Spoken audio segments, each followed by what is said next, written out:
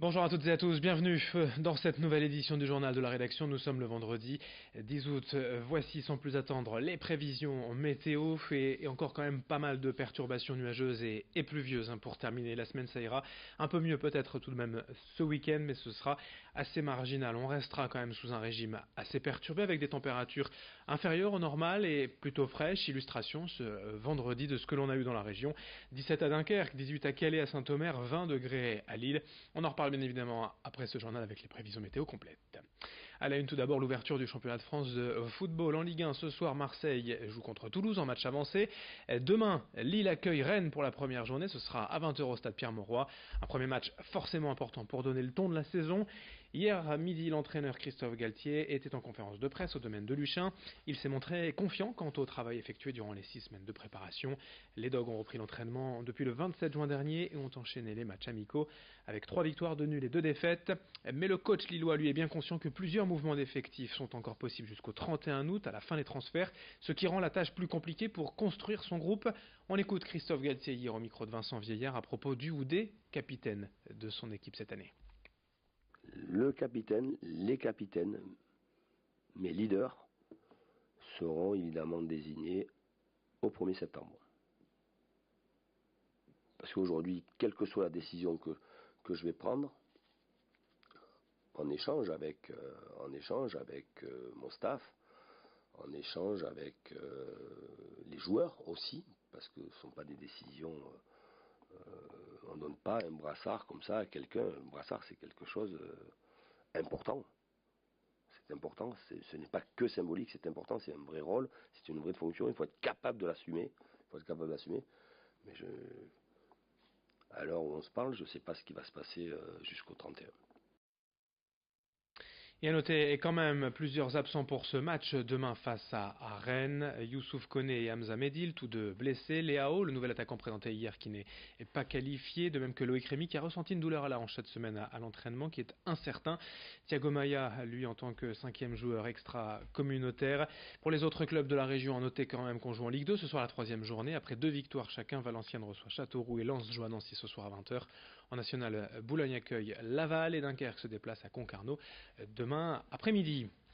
On enchaîne avec une idée de visite au cœur de l'été sur le littoral à Boulogne au sein de la crypte de la basilique Notre-Dame, redécouverte par hasard au 19e siècle par un curé.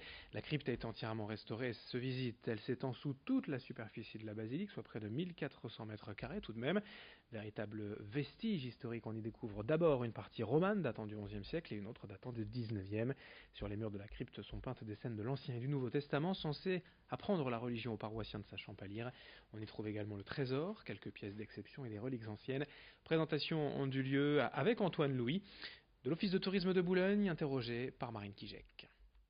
On offre un chœur à Notre-Dame de Boulogne depuis Louis XI. Louis XI qui a placé le comté de Boulogne sous la protection de la Vierge Notonnière, Notre-Dame de Boulogne, et qui a organisé une cérémonie durant laquelle il a offert un énorme chœur en or, et il a exigé que tous ses successeurs en fassent de même. Et donc la quasi-totalité des rois de France, sauf quelques-uns, qui ont succédé à Louis XI, se sont acquittés de l'offrande d'un chœur en or de plusieurs kilos. Le dernier grand pèlerinage à Notre-Dame de Boulogne, donc le grand congrès marial, a eu lieu en 1938 et c'est une des dernières occasions pour laquelle on a offert en masse des chœurs à Notre-Dame de Boulogne. On enchaîne avec une idée de sortie à l'extérieur, cette fois dans la région entre Valenciennes et Lille à Rheims. Depuis plus de 10 ans, le domaine de Beauregard propose de partir à l'aventure dans un labyrinthe de maïs géant. Chaque année, le thème change. Cette fois, la mythologie est à l'honneur et les visiteurs doivent ainsi relever plusieurs défis pour sortir en plus du labyrinthe. Et ce n'est pas si évident qu'il n'y paraît dans ce champ de 3,5 km de long, ouvert toute la semaine du mardi au dimanche jusqu'à fin août. Le domaine de Beauregard propose aussi la cueillette de fruits, enfin en libre service, une bonne idée pour partir à la découverte de la campagne régionale tout en s'amusant avec toute la famille. Explication au micro de Céline Huret. On accueille beaucoup de centres aérés en fait, les enfants qui ne partent pas en vacances. On va dire que c'est quand même le plus important au niveau de notre clientèle, mais également de plus en plus de particuliers, de familles avec des enfants. Il y a un petit côté ludique et pédagogique avec le jeu de piste.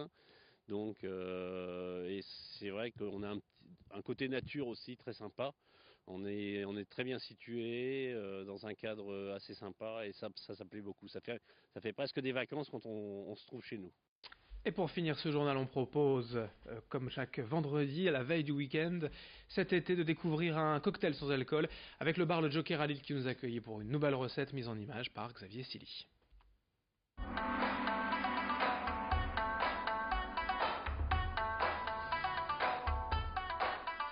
Bonjour à tous, bienvenue au Joker pour la saga d'été, les cocktails sans alcool. Donc aujourd'hui on va partir sur une orientation clairement asiatique et on va partir avec du yuzu, du gingembre, du litchi et de la bergamote. Donc on va commencer avec le jus de yuzu, le yuzu étant un citron asiatique, du gingembre en jus, pour donner un peu de peps, réduction de litchi, et pour finir avec la fraîcheur, avec un peu de bergamote.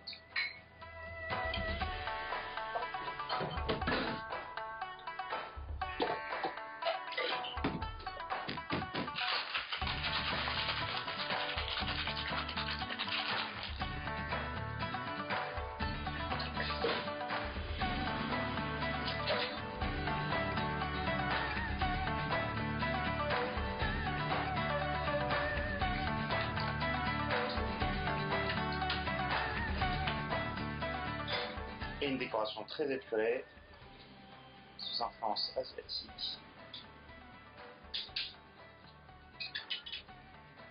Kanpai.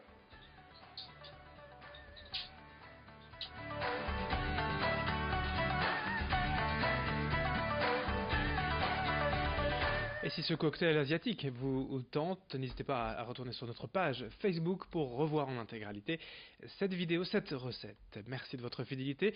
Très belle journée à toutes et à tous en notre compagnie.